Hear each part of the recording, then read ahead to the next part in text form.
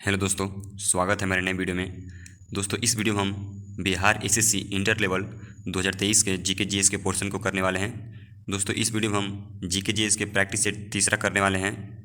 इसमें पहले से ही पहला और दूसरा प्रैक्टिस सेट इस पर अवेलेबल करा दिया गया है। आप प्लेलिस्ट में जाकर पहला प्रैक्टिस सेट और दूसरा प्रैक्टिस सेट देख सकते हैं। इसमें हम तीसरे प्रैक्टिस सेट की ओर बढ़ेंगे। तो चलिए दोस्तों, वीडियो को स्टार्ट करते हैं। तो दोस्तों, यहाँ पहला क्वेश्चन है, हमारे सौरमंडल के किस ग्रह को लाल ग्रह के रूप में जाना जाता है? ऑप्शन है बृहस्पति, शुक्र, मंगल या बुध।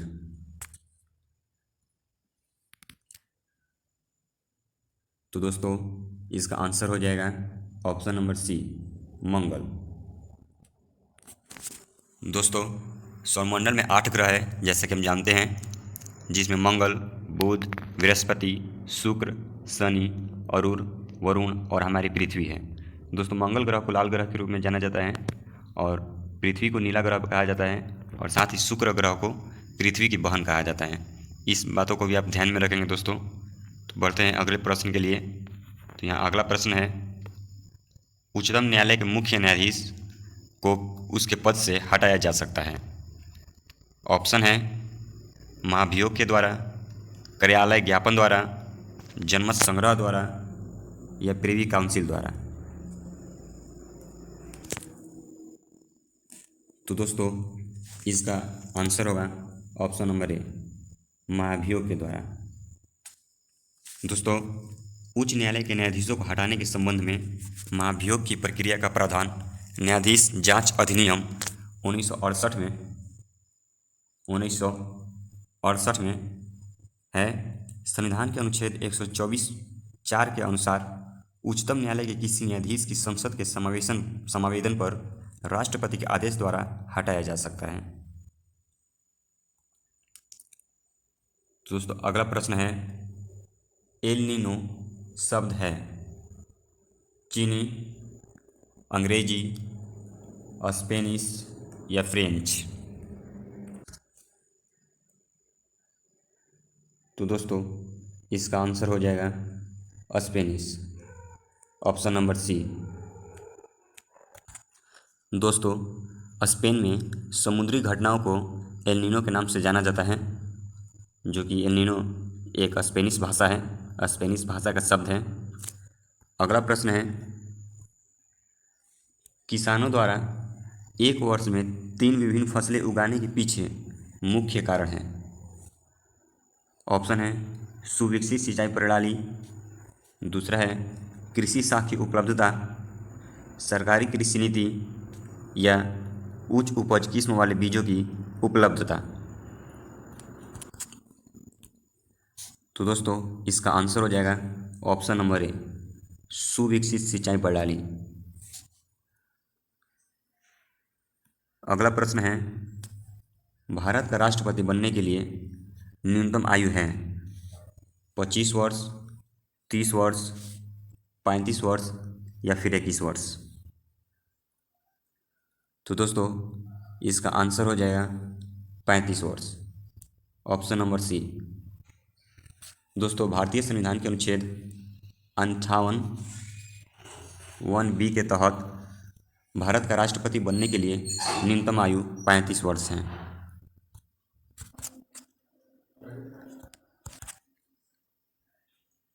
अगला प्रश्न है, के सिवान के अध्यक्ष थे डीआरडीओ के, इसरो के, सेबी के या फिर आरबीआई के।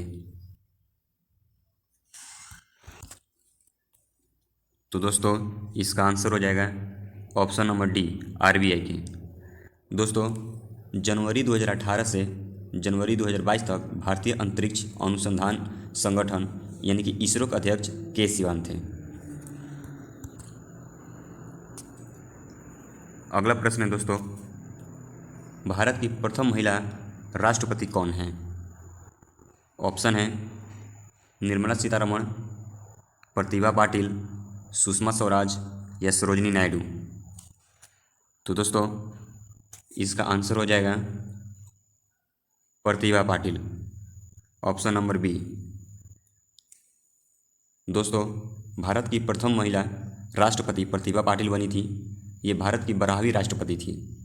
जबकि भारत की दूसरी महिला राष्ट्रपति द्रौपदी मुर्मू है, जो कि वर्तमान में भारत के राष्ट्रपति पद पर कायम हैं। अगला प्रश्न है दोस्तों, राजेंद्र सेतु किस नदी पर स्थित है? ऑप्शन है गंगा नदी, बागमती, कोसी नदी या महानंदा नदी।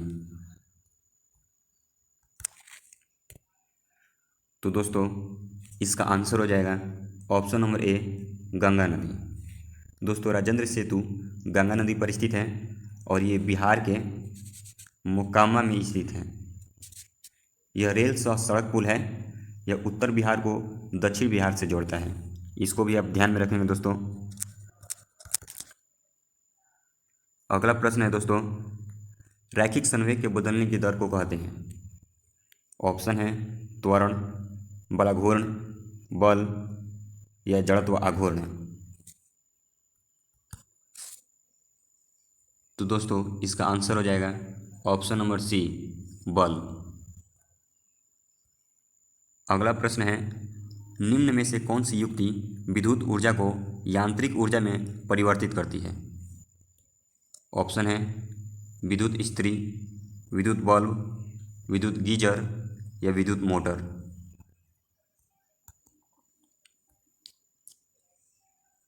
तो दोस्तों, इसका आंसर हो जाएगा विद्युत मोटर, ऑप्शन नंबर डी। दोस्तों, विद्युत मोटर विद्युत ऊर्जा को यांत्रिक ऊर्जा में परिवर्तित करती है। जैसा कि दोस्तों हम अपने घर में देखते हैं कि जब बिजली आती है तो उसके द्वारा ही विद्युत मोटर जो है स्टार्ट होता है और उसके बाद उसकी पंखी चलने लगती है और भूमि से जल निकलने लगता है। तो इस प्रकार हम कह सकते हैं दोस्तों कि विद्युत मोटर ही विद्युत ऊर्जा को यांत्रिक ऊर्जा में परिवर्तित कर देता है। अगले प्रश्न की ओर बढ़ेंगे दोस्तों। अगला प्रश्न है, निम्नलिखित में से किसको सिद्ध करने की आवश्यकता होती है?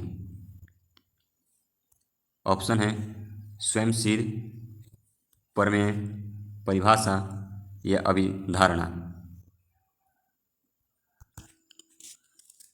तो दोस्तों, इसका आंसर हो जाएगा ऑप्शन नंबर बी, प्रमेय।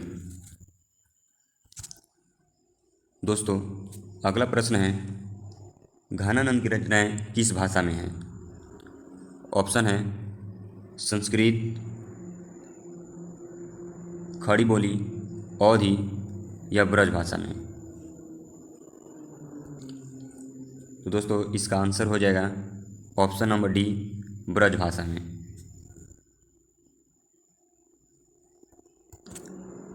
अगला प्रश्न है, कच्चा माल व हाथ में मुद्रा को कहा जाता है?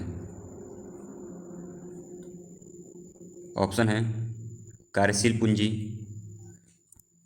स्थिर पूंजी, मानव पूंजी या फिर दोनों। तो इसका आंसर हो जाएगा कार्यशील पूंजी, ऑप्शन नंबर ए।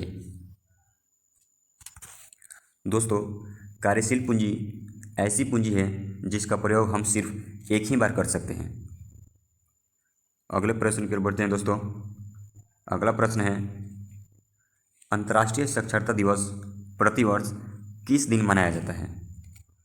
ऑप्शन है 10 अक्टूबर को, 1 अगस्त को, 8 सितंबर को या फिर 30 नवंबर को।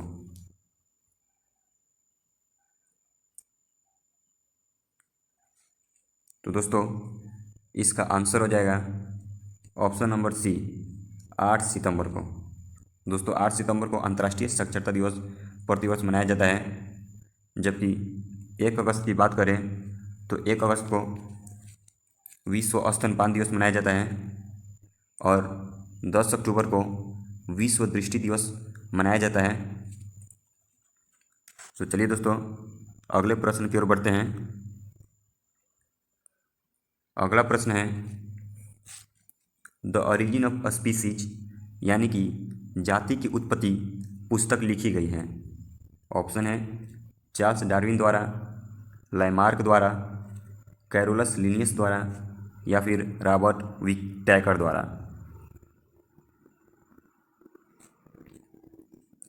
तो दोस्तों, इसका आंसर होगा option number A, Charles Darwin द्वारा। ऑप्शन नंबर ए हो जाएगा दोस्तों इसका आंसर, चार्ल्स डार्विन द्वारा।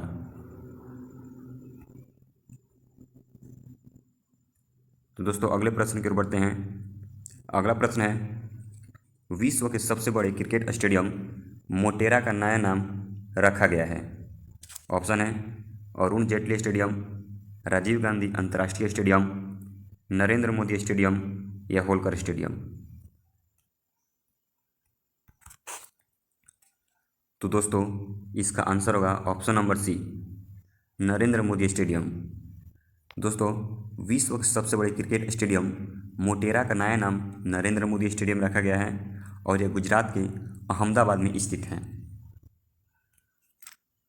अगला प्रश्न है, उत्तरी तथा पश्चिमी भारत में चलने वाली गर्म तथा शुष्क हवाएं कहलाती हैं। ऑप्शन है चिनूक, फोहन, ब्लिजार्ड या फिर लू। इसका आंसर हो जाएगा दोस्तों ऑप्शन नंबर डी, लू। दोस्तों अगर ब्लिजार्ड की बात करें तो शीतल हवा जो अंटार्कटिक क्षेत्र में बहती है वो ब्लिजार्ड कहलाती है। अर्थात ब्लिजार्ड शीतल हवा को कहा जाता है दोस्तों, जो कि अंटार्कटिक क्षेत्र में बहती है। तो अगले प्रश्न की ओर बढ़ते हैं दोस्तों। अगला प्रश्न है, भारत जैसे देश में सर्वाधिक प्रचुर मात्रा में उपलब्ध उत्पादन का साधन है। ऑप्शन है भूमि, श्रम, पूंजी या फिर ज्ञान।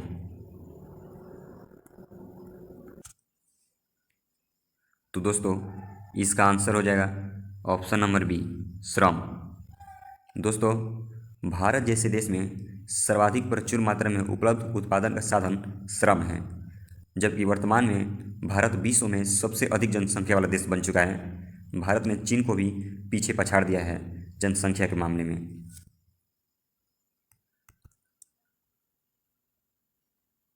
अगला प्रश्न है दोस्तों, देश की प्रथम महिला मुख्य निर्वाचन आयुक्त थी। ऑप्शन है एस धामी, विजय लक्ष्मी रामनन, वीएस रामादेवी या मीरा कुमार।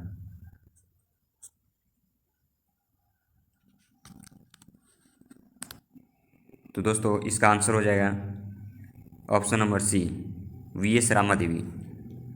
दोस्तों देश की प्रथम महिला मुख्य निर्वाचन आयुक्त वीएस रामादेवी थी, जबकि वर्तमान में मुख्य निर्वाचन आयुक्त राजीव कुमार हैं। इसको भी आप ध्यान में रखिएगा दोस्तों। तो अगले प्रश्न की ओर बढ़ते हैं। अगला प्रश्न है, साम्यवाद सर्वप्रथम प्रयोग किस देश में हुआ था। ऑप्शन है चीन में, क्यूबा में, रूस में या फिर उत्तरी कोरिया में।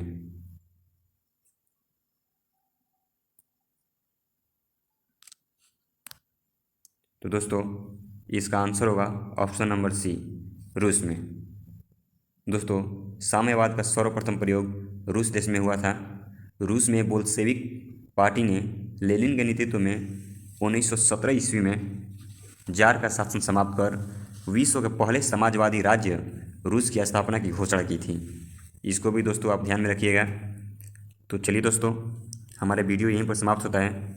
दोस्तों इस चैनल पर यदि नए हैं तो इस चैनल को सब्सक्राइब जरूर कर लें, ताकि इस चैनल पर डालने वाले हर एक वीडियो का अपडेट आप तक पहुंच जाए और आप हर एक प्रैक्टिस सेट को करके अपनी तैयारी को और मजबूत बना सकें।